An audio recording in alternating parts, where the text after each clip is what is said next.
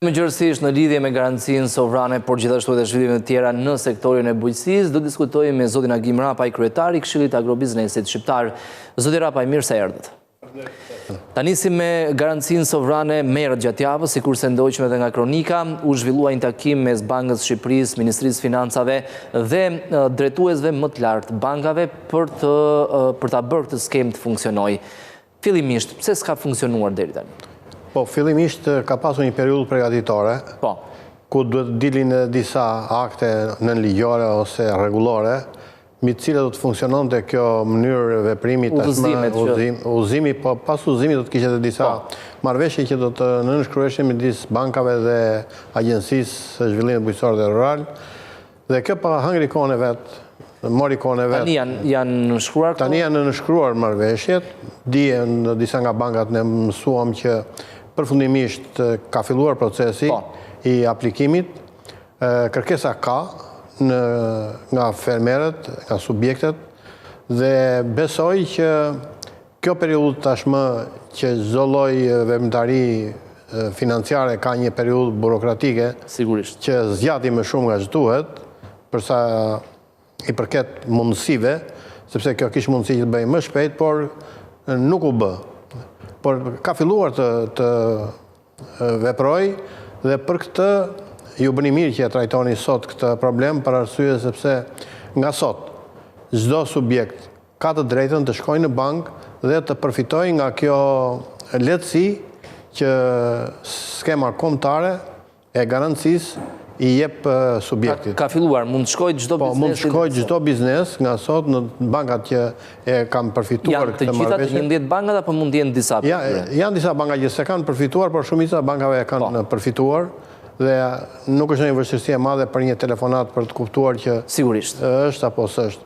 E rëndësishme është tani që bankat e nivelit që ka filluar dhe bankat e nivelit dytë të trajnojnë, të nxisin dhe të kërkojnë llogari për realizimin e kësaj iniciative ekspertëve të tyre që janë në rajone në rrethet ndryshme të vendit.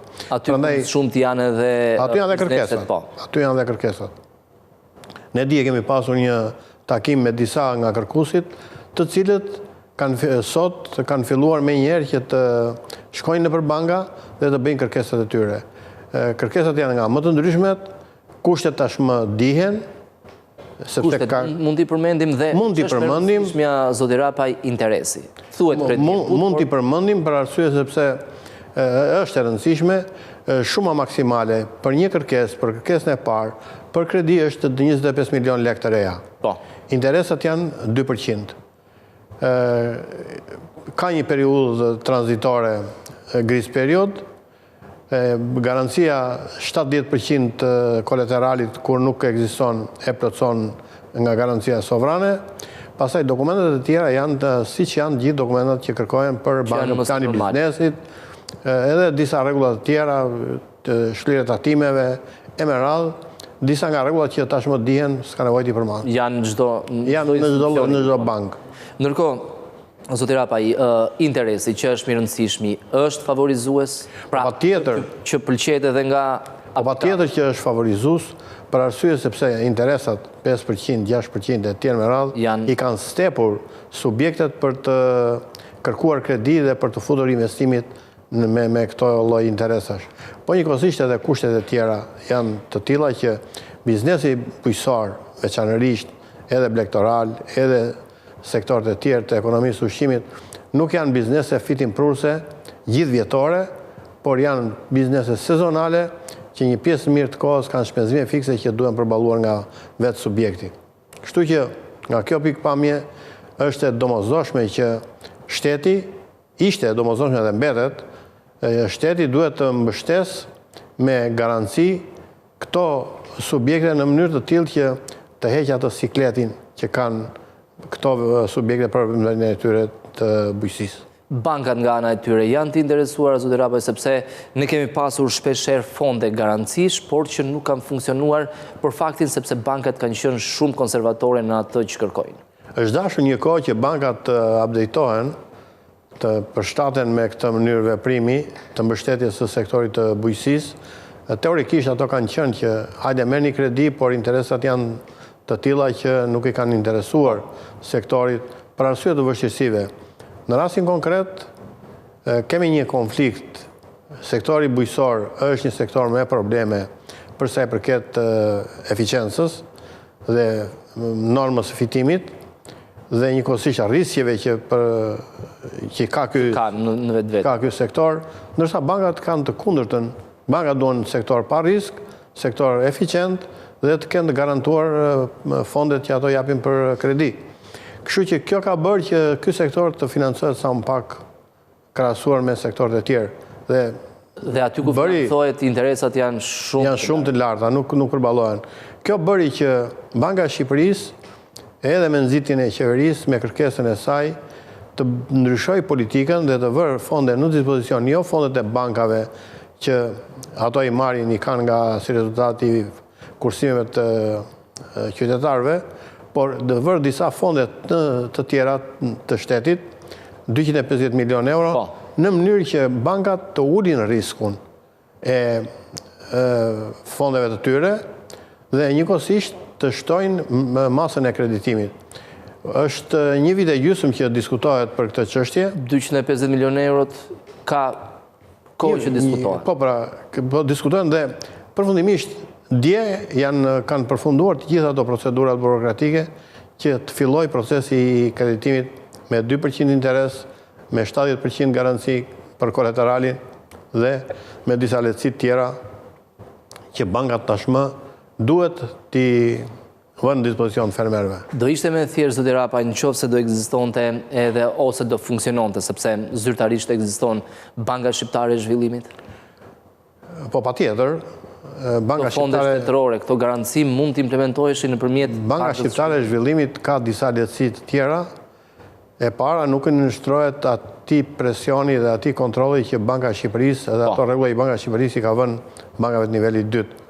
Banka e Zhvillimit nuk ka kursime të qytetarëve si buxhet. Ka fonde shtetërore. Ka fonde shtetërore. Ose edhe donacione mund siguroj. Ose donacione nga donatorët e ndryshëm, por Banka e Zhvillimit, Banka Shqiptare e Zhvillimit është më afër nevojave dhe kërkesave që ka sektori i bujqësisë dhe ka shpallur dhe këtë si prioritet, duke pas parasysh që një pjesë të riskut nuk e mban në përsipër fermeri, por e merr përsipër dhe shteti, për sa i përket të dhënies së fondeve. Ndërsa këtu, tek bankat e nivelit 2, risku nuk e merr përsipër banka. Banka merr sa më pak risk dhe i gjithë risku ose pjesa më e madhe e riskut i kalon subjektit privat. Ndërsa këtu ndahet çik më në raporte më të drejta. Banka për zhvillim do të marrë më shumë riskje dhe në sasi më të madhe risku për sa i përket dhënies së kredisë. Zoti Rapa, sektorët me më shumë potencial, ose më saktë mini sektorët brenda sektorit të madh të bujqësisë, cilët janë që mund sigurojnë edhe akses në të gjithë sektorët kanë potenciale për zhvillim. Po e marrin që nga bujqësia. Bujqësia ka shumë deg, po përfundon 4 kryesorët, janë bimë të arave, është pemtaria, janë foragjerët, është edhe vresharia. Tashi, përsa e përket vresharisë, ne kemi potenciale për të zhvilluar për arsye sepse me arritjen me turizmit rural, veçanërisht agroturizmit, nevojat për verë dhe për nënprodukte të rushit janë tashmë në rritje. Pra, ky sektor ka nevojë për kredi. Ka nevojë për kredi në mënyrë të tillë që ne të përballojmë kërkesën e madhe që është në kohën e turizmit veçanërisht. E dyta, ulishtaria. Ne kemi një zhvillim të ulishtarisë dhe ky zhvillim kërkon patjetër që ne të rrisim rendimentin në ulishtari dhe kërkojnë disa investime në këtë drejtim, edhe përsa përket përpunimit, por edhe përsa përket shërbimeve. Po kështu dhe tek foragjeret, ne kemi nevojë tashmë të rrisim rendimentin në mënyrë që të prodhojmë sa më shumë ushqime për blegtorinë në vendin tonë për të përballuar kostot e larta që vinë si rezultat i importit të ushqimeve të blegtorisë, por njëkohësisht edhe për të zhvilluar këtë sektor i cili ka pasur një rënje të jashtëzakonshme. Kjo për bujqësinë, po vim tashmë tek blegtoria. Edhe blegtoria ka nevojë për investime veçanërisht, për investime që Banka e Zhvillimit jep për kullotat, që bankat e nivelit 2 nuk japin fonde. Njëkohësisht ka nevojë për rritjen e numrit të krerëve, për ngritjen e stabilimenteve, prodhimin e mishit, po për njëkohësisht për investimet në përpunimin e qumshit, për baxhat veçanërisht në zonat rurale. Pra, edhe sektori blegtorisë ka nevojë, po për tregjet blegtorale njëkohësisht është e nevojshme që të ketë dhe këto financime. Banka Shqiptare e Zhvillimit i mbulon si strukturë, ndërsa bankat e nivelit 2 nga analiza që ju bëjnë nuk e rezulton që t'jenë sektor të prioritar për të financuar. Mëndej po të kalojmë tek blegtoria dhe blegtoria, si që thamë, ka nevojë për financim, ka brenda vetes segmentet cilat janë dobi prurse dhe fitim prurse. Peshkimi dhe akvakultura, përsëri ne kemi rezerva shumë të mëdha, që ne mund të financojmë sidomos rritjen e peshkut në ambientet të mbrojtura dhe peshkut në ujërat e ëmbla, që ne nuk kemi investuar, por e kemi potencial shumë të madh në këtë drejtim. Njëkohësisht po të vim tek agropërpunimi, ne kemi një gamë shumë të madhe dhe një hapësirë shumë të madhe për të investuar në këtë fush, për arsye sepse ne më shumë eksportojmë dhe shesim lëndë të para se sa produkte... Nuk rritet vlera këtu. Nuk rritet vlera se sa produkte të përpunuara. Njëkohësisht, po të kalojmë tek agrobiznesi, tek qendrat e grumullimit, ne kemi nevojë për stabilitet të qendrave të grumullimit, ne kemi nevojë të investojmë tek njësitë e shërbimit të këtyre qendrave, që t'ju shërbejnë sa më shumë dhe sa më mirë fermerëve. Pra edhe këto ka nevojë për financim dhe pavarësisht se numri i tyre është rritur në madhësinë e vet, por ato ka nevojë për pajisje, për laborator, kanë nevojë njëkohësisht për makineri, të cilat i shërbejnë dhe përmjet e xhirove veçanërisht, të cilat kanë nevojë për kredin. Po të vazhdojmë më tutje me agroturizmin. Edhe agroturizmi është një nga degët që ka nevojë për investime, për financime, dhe rritja e numrit të bujtinave dhe subjekteve të certifikuara përsëri është ka një nevojë shumë të madhe për sa i përket financimit. Po të shikojmë bimët mjekësore aromatike, edhe këto kanë nevojë për mjete xhiroje, për kredi, veçanërisht në periudhën që ato grumullojnë bimët mjekësore, por po të kalojmë pastaj dhe tek përpunimi i tyre, ne kemi përsëri një gamë shumë të madhe të pashfrytzuar për sa i përket përpunimit të bimëve mjekësore, për të kaluar pastaj tek një prodhimi i lëndëve, jo vetëm tek si shitja e lëndëve së para, por edhe si përpunues të këtyre bimëve mjekësore aromatike. Përpunon dhe shet ose ekstrakt apo qoftë esencë apo kafë. Pikërisht. Bletaria njëkohësisht është një sektor që është dobi prurës.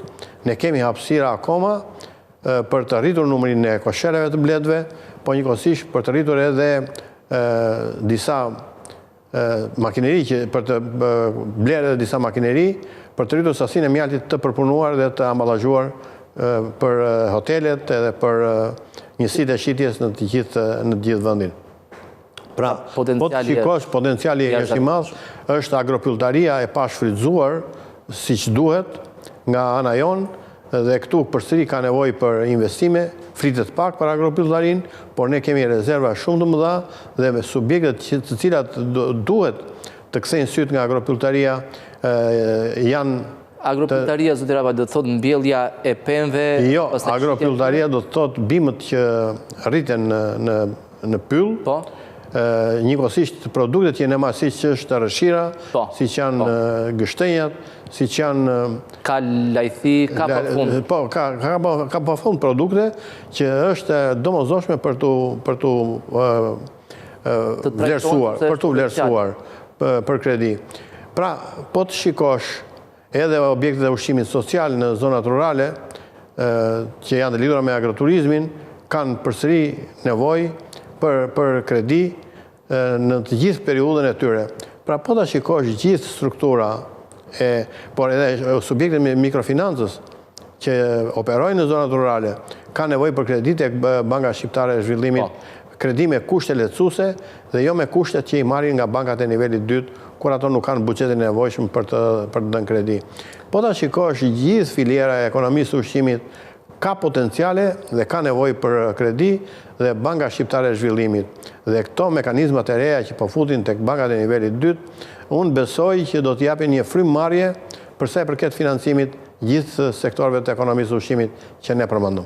Duhet një kohësirë, zotë Rapa, që me gjithë potencial që kemi të funksionojë shumë mirë edhe zinxhiri i furnizimit të produkteve pra nga ai që i prodhon tek ai që i shet, sepse ne pak ditë më parë kishim bërë një kronikë referuar dhënave të Instat, miliona euro import mishi. Në një farë mënyrë tregu dominohet nga importi i mishit dhe është për të ardhur keq sepse potenciali i blegtorisë mund të jetë shumë mirë këtu. Shiko, po të shikosh këtë linjë të raporteve midis importit dhe eksportit, vendi jonë ka nevojë dhe ka akoma rezerva për ta përmirësuar si raport. Raporti ka ardhur vazhdimisht duke u përmirësuar, për këtë duhet ta themi. Ka qenë 9-1, zbriti në 7-1. Jemi rreth 1,3 tani. Zbriti në 3, në import një eksport. Për ky raport është i domosdoshëm që të mbështetet për të shkuar në favor të raporteve për të zvogëluar si raport. Asnjëherë ky nuk do të barazohet dhe asnjëherë ne nuk do të kalojmë eksportin për arsyet nga më të ndryshmet. Sepse trendi është tashmë që në zonat rurale ku prodhimi bujqësor bëhet kryesisht po vjen duke u reduktuar, por nuk do të harrojmë që këto kapacitete që ne kemi, veçanërisht rezervat që kemi tek burimet ujore, rezervat që kemi tek toka e papunuar akoma, që është mbi rreth 100.000 hektar tokë produktive, rezervat që kemi tek mekanizimi i tokës bujqësore dhe mekanizimi i proceseve të ndryshme në bujqësi, na japin mundësinë që ne të rrisim rendimentin. Ne nuk kemi shumë hapësira për ekstension, për zhvillim ekstensiv, pra zgjerim sipërfaqe e tjera, por kemi mundësi mund përpunojmë për shembull. Po, jo vetëm mund përpunojmë, por ne kemi mundësi që të rrisim mekanizimin, veçanërisht në periudhën e vjeljes së produkteve, ku kemi edhe nivelet më të ulta të këtij procesi përsa i përket mekanizimin. Të ndryshojmë teknologjinë dhe ne kemi përmendur vazhdimisht dhe vazhdojmë të përmendim që ne kemi prodhim në sera, në ambientet të mbrojtura, por rendimentet e tyre janë shumë të ulta krahasuar me kapacitetet që shumica e serave kanë. Kemi sera me kapacitete 2.500-3.000 kuintar për hektar dhe marrim 1.500 kuintar për hektar. Gjysma thuajse. Afërsisht gjysma, dhe kjo është një rezervë shumë e madhe. Por kjo është e lidhur ngushtë pasaj me disa procese të tjera. Po, nevojitet teknologjia e shumë aspekte. Po, pa tjetër që nevojitet, por ne kemi besim që me këto rezerva që kemi, me këto objektiva ambicios që janë vënë, po e përsëris që në 2030 është vënë objektivi $1 miliard dyfishim për vlerës aktuale për eksportet, kjo do të rregullojë dhe raportin.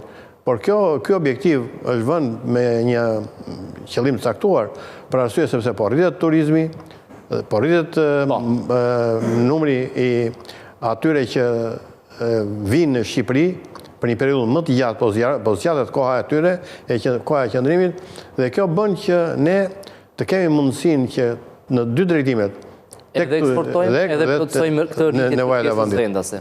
Dhe kjo është shpeshherë kjo rritje, zotë Rabaj, për fat keq, kjo rritje e kërkesës vendase si pasojë e turizmit, plotësohet me importe dhe një pjesë të atyre që fitojmë nga turistët i çojmë prap jashtë për ushqimin që ata ha. Kjo është sfida që ne duhet të fitojmë dhe të zvogëlojmë. Po kjo është e lidhur me shumë arsye të tjera dhe ne kemi përmendur që pika kyçe dhe rezerva më e madhe qëndron tek cilësia dhe standardet. Sigurisht.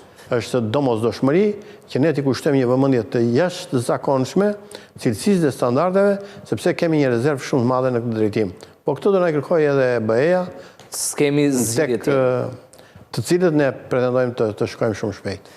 Zotë Rapa, edhe disa pyetje në lidhje me TVSH-n, rimbursimin e TVSH-s 10% për fermerët. Administrata timore kanë nxjerrë edhe një udhëzim se si do të funksionojë, çfarë duhet bëjnë fermerët, kush do paguajë, pra si do funksionojë i gjithë procesi. Është një proces i thjesht në këndvështrimin gjithmonë fermerëve? Është i thjesht si proces, duhet kujdes, dhe kujdesi duhet që ne të ruajmë faturat e shitjes, të kërkojmë faturat tek blerësi, të përzgjedhim blerësin e duhur, se jo të gjithë blerësit... Është edhe çështje besimi. Jo të gjithë blerësit kanë të drejtë të lëshojnë faturët atimore. Po, janë agroturizmet, pikat e grumbullimit edhe përpunuesit. Dhe gjithë ata që janë të regjistruar në TVSH. Po. Dhe përveç se janë këto subjekte, duhet jenë të regjistruar në TVSH. Këtu u bë një rregullim për një grupim fermerësh, por unë duhet përmend, e kam theksuar dhe herë të tjera, që TVSH-ja nuk është rregulluar akoma si proces. Për arsye sepse... Kur rregullohet? Ajo rregullohet nëse ne barazojmë TVSH në shitje. Nga 2 anë, apo nga 2 anët 10?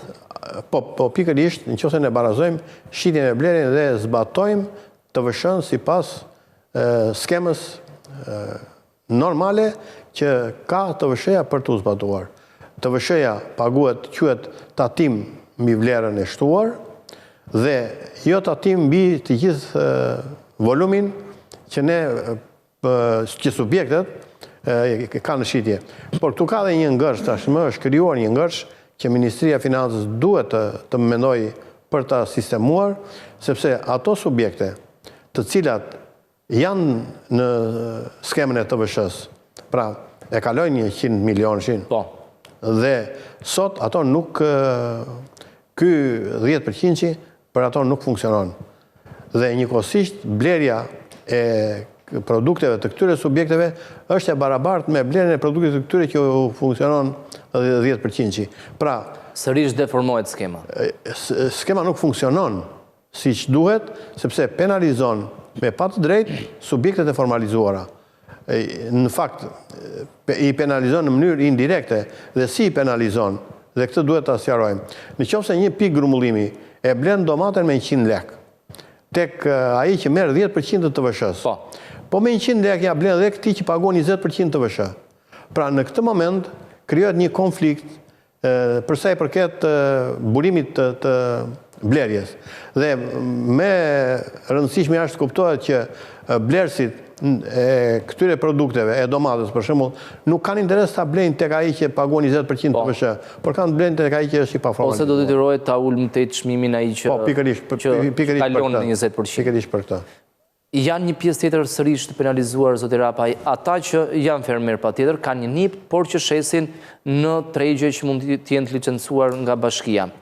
Ata nuk përfitojnë rimbursimin e 10%-shit. Duhet të jenë të regjistruar në TVSH, e para, ata që blejnë... Aty ku shesin janë konsumator normal, si ju, si unë. Jo, këto nuk përfitojnë. Ta nuk përfitojnë, për këta them, janë në një farë mënyre të diskriminuar. Jo, nuk është se janë të diskriminuar për arsye sepse këtu bëhet fjalë tashmë për të sistemuar një grupim të caktuar që janë të formalizuar.